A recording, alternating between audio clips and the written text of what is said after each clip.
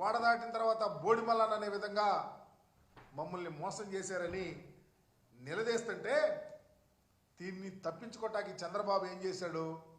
యథావిధి యథారాజా తథా ప్రజ అనే విధంగా డైవర్షన్ పాలిటిక్స్ మొదలైశాడు. దాంతో వైఎస్ఆర్ కాంగ్రెస్ పార్టీ రాజ్యసభలో విప్పు జారీ చేయలేదని, బిల్లు అనుకూలంగా ఓటు వేసిందని నకిలీ వార్తలు సోషల్ మీడియాలో తిప్పుతూ ఉన్నాడు.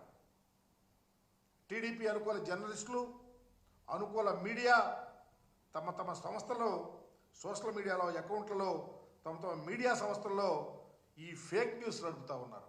ఒకసారి వైఎస్ఆర్ కాంగ్రెస్ పార్టీ విప్ జారీ ఎలా చేసిందో మీకు చూపిస్తాం.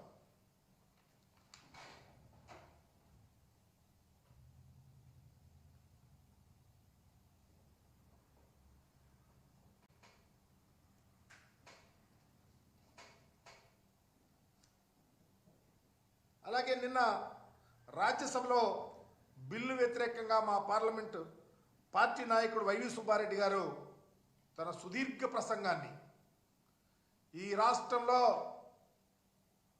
మైనారిటీలకు వైఎస్ఆర్ కాంగ్రెస్ పార్టీ అండగా ఉంటుంది, వర్క్స్ బోర్డ్ బిల్లు విషయంలో రాజ్యాంగానికి వ్యతిరేకంగా ప్రవేశపెట్టిన బిల్లుకు మేము వ్యతిరేకిస్తున్నాం అని సుదీర్ఘంగా ఆయన మాట్లాడిన మాటలను ప్రస్ఫుటంగా అర్థం చేసుకోవాలా.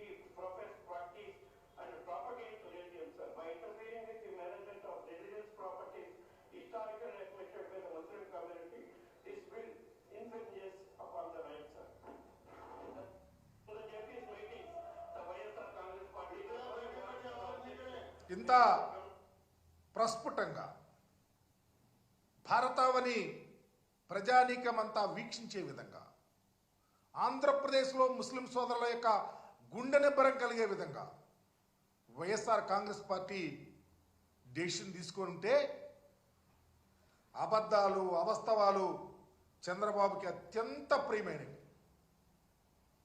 అవి లేకపోతే ఆయన రాజకీయమే ఉండదు, మనుగడ అంతకన్నా ఉండదు. ఆయన అబద్ధాలు చెప్తూ ఉంటాడు, వారికి సంబంధించినటువంటి మీడియా వాళ్ళు పుంఖాలుగా వారి సానుభూతి పరులు వాటిని పబ్లిష్ చేస్తూ ఉంటారు.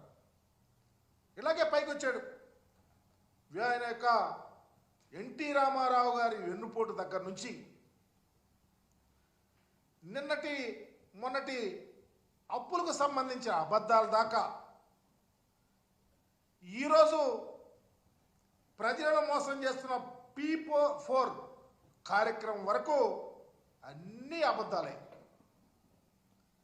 ఉదాహరణకి అప్పులకు సంబంధించి ఎన్నికలకు ముందు 14 లక్షల కోట్ల రూపాయల అప్పులున్నాయని చెప్పాడు ప్రచారంలో.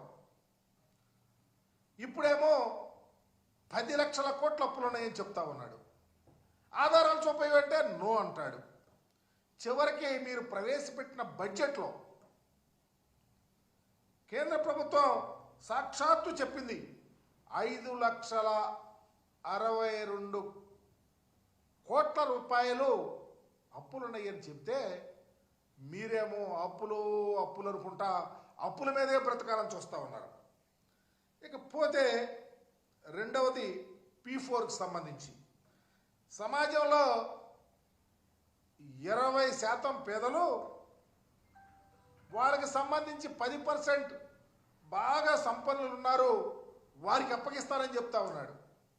ఈ P4 ఏంటో, ఈ పేదరికం ఏంటో, ఈ సంపన్నులు ఏంటో, అసలు ఎంతమంది ప్రజానీకం ఉన్నారో, ఎంత పేదవారు ఉన్నారో, ఎంతమంది ఇన్కమ్ ట్యాక్స్ కడతా ఉన్నారో ఇప్పటికైనా ప్రజలకు అర్థమయ్యేటట్టు చెప్పండి చంద్రబాబు నాయుడు గారు.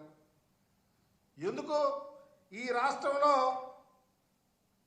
1,61,60,00,000 కుటుంబాలు ఉంటే దాంట్లో తెల్ల రేషన్ కార్డులు ఉన్నవాళ్ళు 1,41,40,00,000 కుటుంబాలు. అంటే 90% పేదవారే. ఇన్కమ్ ట్యాక్స్ కడుతుంది ఎంతమందో తెలుసా? 8,60,000 మంది కుటుంబాలు మాత్రమే ఇన్కమ్ ట్యాక్స్ కడతా ఉన్నారు. ఇంత దారుణమైన అబద్ధాలు ప్రజల్లోకి తీసుకెళ్లాలని ఎన్నికల్లో చెప్పారు. అబద్ధాలు పుంకాలుగా రాయించారు. మరలా అబద్ధాలు చెప్తా ఉన్నారు. మరలా డైవర్షన్ పాలిటిక్స్ చేస్తూ ఉన్నారు. చివరికి ముస్లిం మైనారిటీలను కూడా వాడుకుని ఎన్నికల్లో గెలిచి వారికి హాని చేసి జగన్మోహన్ రెడ్డి గారి మీద అబద్ధాలు వల్లించడం అంటే ఇది కాదా చంద్రబాబు అని అడుగుతా ఉన్నాం. ఇకనైనా ప్రజలు కళ్ళు లేని కబూజీలు కాదు, అజ్ఞానులు కాదు, ప్రజలు విఘ్నులు, ఆలోచించేవాళ్ళు. రాష్ట్రం యావత్తు ముస్లిం లోకం ఉడికిపోతా ఉంది నువ్వు చేసిన మోసాలకి. అందుకనే వక్ఫ్ బోర్డు విషయంలో ఈ అబద్ధాలు చెప్తా ఉన్నాడు, నకిలీ వార్తలు అబద్ధాలు రాయిస్తా ఉన్నాడు.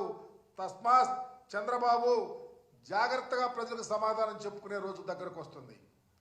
మీరు జగన్మోహన్ రెడ్డి గారి మీద మరకలేస్తాకి చూస్తా ఉన్నారే, సచ్చీలుడుగా కడిగిన ముత్యంలాగా బయటకు వస్తాకి జగన్మోహన్ రెడ్డి గారు సిద్ధంగా ఉన్నాడు. వర్క్ ఫోర్స్ విషయంలో, ఈ బిల్లు విషయంలో మీరు చేసిన తప్పిదం ప్రజలకు తెలుసు. జగన్మోహన్ రెడ్డి గారు తీసుకున్న సాహసోపేతమైన గొప్ప నిర్ణయం ప్రజలకు తెలుసని మీడియా ద్వారా మీకు విన్నవిస్తా ఉన్నా. Thank you.